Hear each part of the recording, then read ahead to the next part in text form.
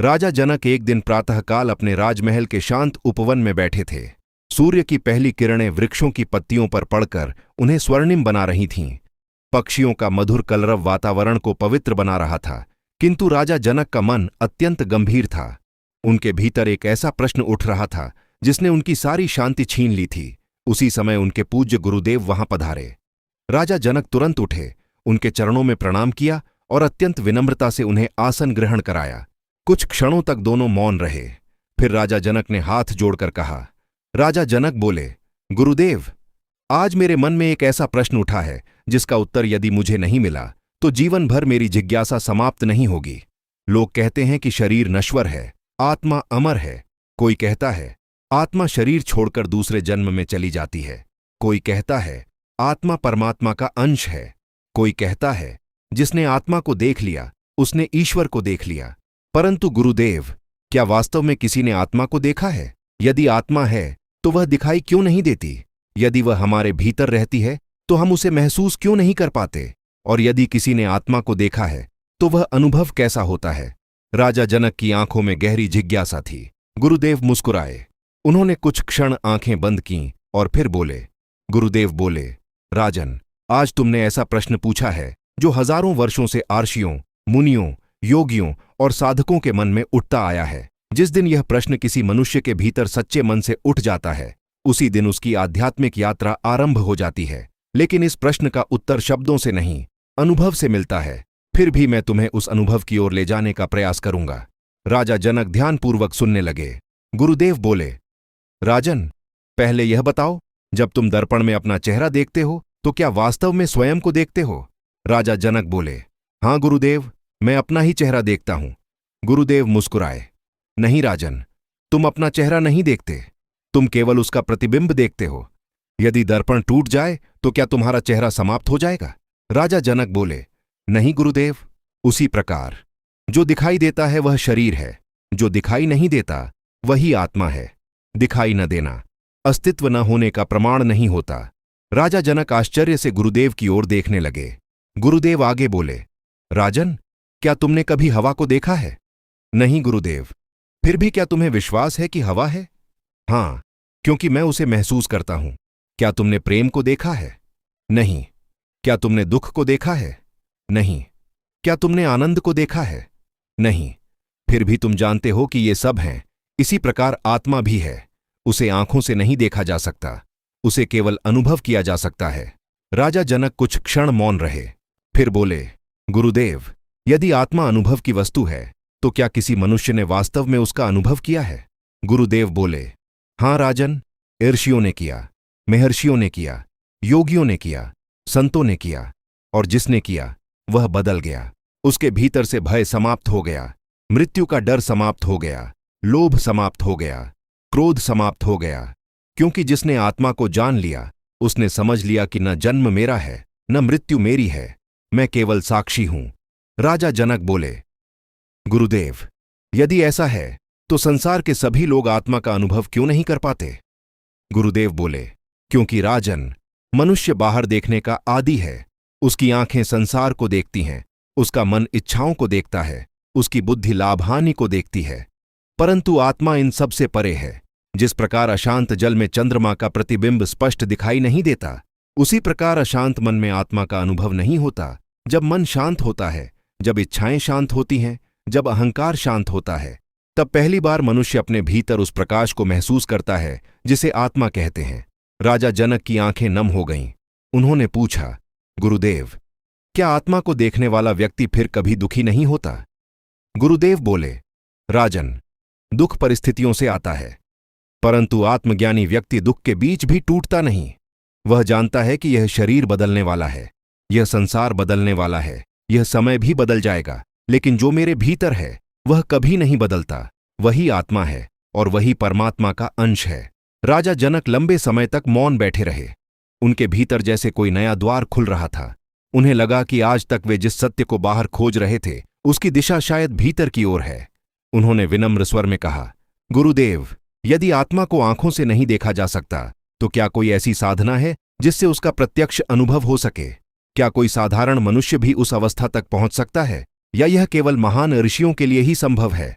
गुरुदेव ने शांत मुस्कान के साथ राजा जनक की ओर देखा और बोले, राजन, यही प्रश्न तुम्हें उस मार्ग पर ले जाएगा जहां उत्तर केवल सुना नहीं, जिया जाता है। राजा जनक ने अत्यंत विनम्रता से गुरुदेव के चरणों में प्रणाम किया और बोले। राजा जनक बोले, गुरुदेव, आपने कहा कि आत्मा को आंखों से नहीं देखा जा सकता, केवल उसका अनुभव किया जा सकता है। लेकिन मेरा मन अभी भी एक बात जानना चाहता है। क्या कोई साधारण मनुष्य जो गृहस्थ जीवन जीता है, परिवार संभालता है और संसार के कार्यों में लगा रहता है, वह भी आत्मा का अनुभव कर सकता है? या यह केवल जंगलों में रहने वाले अर्षियों और योगियों के लिए ही संभव है? गुरुदेव मुस्कुराए और बोले। गुरुदेव बोले, राजन, यह संसार का सबसे बड़ा भ्रम है कि आत्मज्ञान केवल जंगलों में मिलता है। यदि ऐसा होता तो परमात्मा केवल जंगलों में ही निवास करते, लेकिन ऐसा नहीं है। परमात्मा हर स्थान पर है। जिस प्रकार आकाश महलों के ऊपर भी है और झोपड़ियों के ऊपर भी, उसी प्रकार आत्मा राजा के भीतर भी है और एक साधारण मनुष्य के भीतर भी।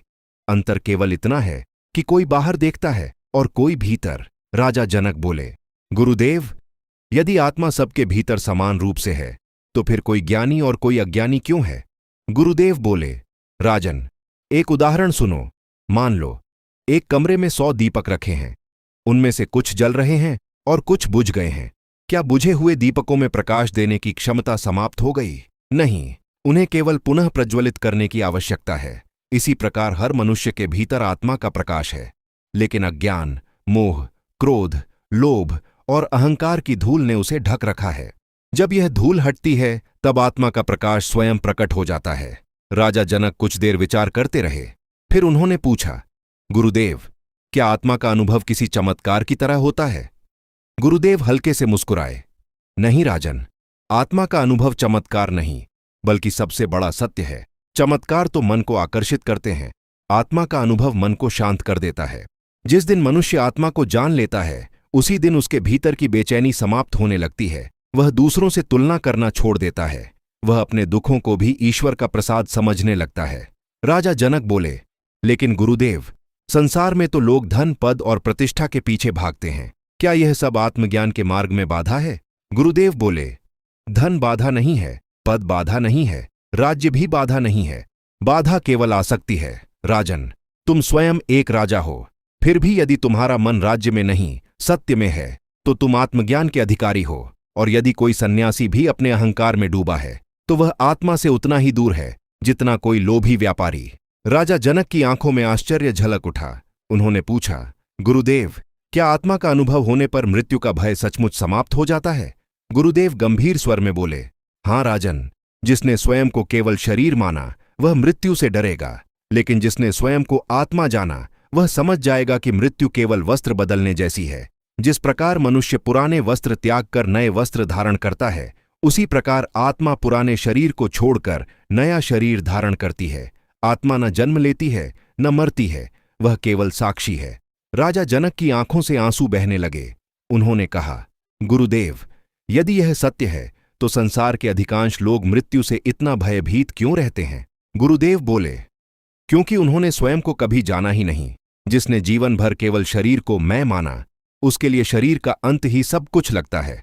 लेकिन जिसने भीतर के अमर तत्व को पहचान लिया, उसके लिए मृत्यु अंत नहीं, एक यात्रा का नया चरण है।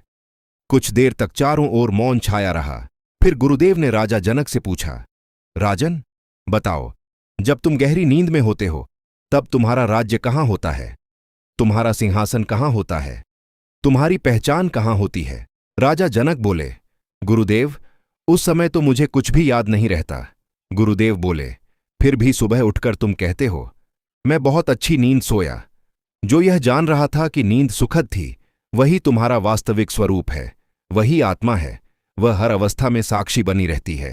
राजा जनक के चेहरे पर अद्भुत शांति उतरने लगी। उन्होंने हाथ जोड़कर कहा, गुरुदेव, अब मुझे लग रहा है कि मैं जीवन भर बाहर खोजता रहा, जबकि सत्य मेरे भीतर ही था। गुरुदेव बोले, राजन, यही मनुष्य की सबसे बड़ी भूल है। वह संसार को जीतना चाहता है, पर स्वयं को नहीं जानता। जो स्वयं को जान लेता है, उसके लिए पूरा संसार बदल जाता है। उसे हर जीव में वही एक चेतना दिखाई देने लगती है। तब न किसी से घृणा रहती है, न अहंकार, केवल प्रेम और करुणा शेष रह जाते हैं। इतना कहकर गुरुदेव ने अपनी आंखें बंद कर लीं। वातावरण अत्यंत शांत हो गया। राजा जनक भी मौन होकर ध्यान में बैठ गए। उस दिन उनके भीतर एक नई यात्रा प्रारंभ हो चुकी थी, बाहर से भीतर की यात्रा। प्रातःकाल का समय था। सूर्य की कोमल किरणें आश्रम के प्रांगण को आलोकित कर रही थीं। मंद मंद वायु बह रही थी।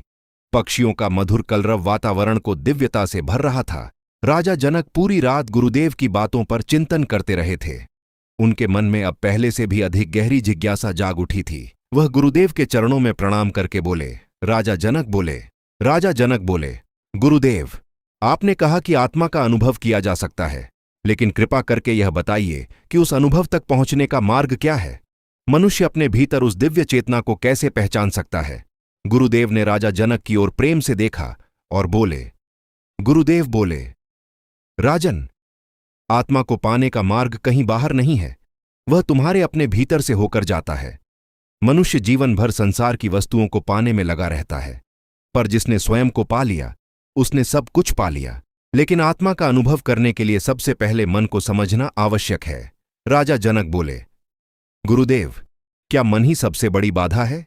गुरुदेव मुस्कुराए, हां राजन, मन यदि संसार की ओर भागता रहे तो आत्मा का प्रकाश छिपा रहता है, और वही मन जब परमात्मा की ओर मुड़ जाता है तो वही सबसे बड़ा मित्र बन जाता है। मन एक अश्व, घोड़े के समान है। यदि उसे लगाम न दी जाए तो वह मनुष्य को भटकाता रहता है, लेकिन यदि उसे विवेक की लगाम मिल जाए तो वही मन उसे परम सत्य तक पहुंचा देता है।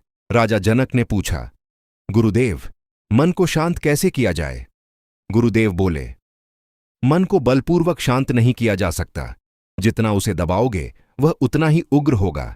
मन को शांत करने का उपाय है उसे भगवान के नाम, सत्य और आत्मचिंतन में लगाना। जिस प्रकार एक नदी अंततः समुद्र में जाकर शांत हो जाती है, उसी प्रकार मन भी परमात्मा में समर्पित होकर शांत हो जाता है। राजा जनक ने फिर पूछा, क्या केवल ध्यान करने से आत्मा का अनुभव हो जाएगा? गुरुदेव बोले, ध्यान केवल आंखें बंद कर लेने का नाम नहीं है। यदि आंखें बंद हैं लेकिन मन संसार में घूम रहा है तो वह ध्यान नहीं है। सच्चा ध्यान वह है जिसमें मन धीरे धीरे शांत होकर साक्षी बन जाए। जब मन साक्षी बनता है तब पहली बार मनुष्य अपने भीतर उस मौन को अनुभव करता है जहां आत्मा का प्रकाश प्रकट होता है। राजा जनक ने विनम्रता से कहा, गुरुदेव, आत्मा का अनुभव होने की पहली पहचान क्या है? गुरुदेव ने उत्तर दिया, राजन, इसकी पहली पहचान यह नहीं कि तुम्हें कोई अद्भुत प्रकाश दिखाई दे। पहली पहचान है तुम्हारे भीतर शांति का जन्म होना। जहां पहले क्रोध था वहां धैर्य आने लगे, जहां पहले भय था वहां विश्वास जागने लगे, जहां पहले लोभ था वहां संतोष आने लगे, और जहां पहले केवल मैं था वहां सबके लिए प्रेम जागने लगे। यही आत्मा के जागरण के प्रथम संकेत हैं। राजा जनक बोले, तो क्या चमत्कार देखना आत्मज्ञान नहीं है? गुरुदेव बोले, नहीं राजन, सबसे बड़ा चमत्कार अपने स्वभाव का परिवर्तन है। यदि कोई व्यक्ति वर्षों तक पूजा पाठ करे पर उसका क्रोध, अहंकार और द्वेष न घटे तो समझो उसने अभी आत्मा के द्वार पर कदम भी नहीं रखा। लेकिन यदि किसी के भीतर करुणा, क्षमा और प्रेम बढ़ने लगे तो जानो वह आत्मा के निकट पहुंच रहा है। राजा जनक की आंखें श्रद्धा से भर उठीं। उन्होंने पूछा, गुरुदेव, क्या हर व्यक्ति अपने जीवन में आत्मा का अनुभव कर सकता है? गुरुदेव बोले, हां राजन, परंतु इसके लिए 3 बातें आवश्यक हैं। पहली, सत्य को जानने की सच्ची प्यास। दूसरी, अहंकार का त्याग। तीसरी, नियमित साधना, सेवा और ईश्वर स्मरण। जो इन तीनों का पालन करता है उसके भीतर एक दिन आत्मा का प्रकाश स्वयं प्रकट होने लगता है। फिर गुरुदेव ने आकाश की ओर देखते हुए कहा, राजन, सूर्य हर दिन निकलता है। यदि कोई अपनी आंखें बंद कर ले तो क्या सूर्य अस्त हो जाता है? नहीं, उसी प्रकार आत्मा हर समय प्रकाशित है। अज्ञान ने केवल मनुष्य की आंखें बंद कर रखी हैं। जैसे ही ज्ञान का प्रकाश मिलता है आत्मा का सत्य स्पष्ट हो जाता है। राजा जनक ने भाव विभोर होकर गुरुदेव के चरणों में सिर रख दिया। उन्होंने कहा, गुरुदेव, आज मुझे अनुभव हो रहा है कि आत्मा को देखने से पहले स्वयं को बदलना पड़ता है। आत्मा कोई बाहर दिखाई देने वाली वस्तु नहीं बल्कि भीतर जागने वाला सत्य है। गुरुदेव ने राजा जनक को आशीर्वाद देते हुए कहा, राजन, जिस दिन मनुष्य स्वयं से यह प्रश्न पूछना शुरू कर देता है कि मैं वास्तव में कौन हूं, उसी दिन उसकी आत्मिक यात्रा आरंभ हो जाती है। और जिस दिन उसे इस प्रश्न का उत्तर अनुभव से मिल जाता है उसी दिन उसके सभी भय, भ्रम और बंधन टूटने लगते हैं। यही आत्म साक्षात्कार है, यही जीवन का सर्वोच्च लक्ष्य है। इतना कहकर गुरुदेव मौन हो गए। आश्रम में गहरा सन्नाटा छा गया, पर वह सन्नाटा खाली नहीं था, वह आत्मा के सत्य से भरा हुआ था। राजा जनक भी आंखें बंद करके उसी मौन में बैठ गए। उनके भीतर अब प्रश्न कम और अनुभव की प्यास अधिक थी।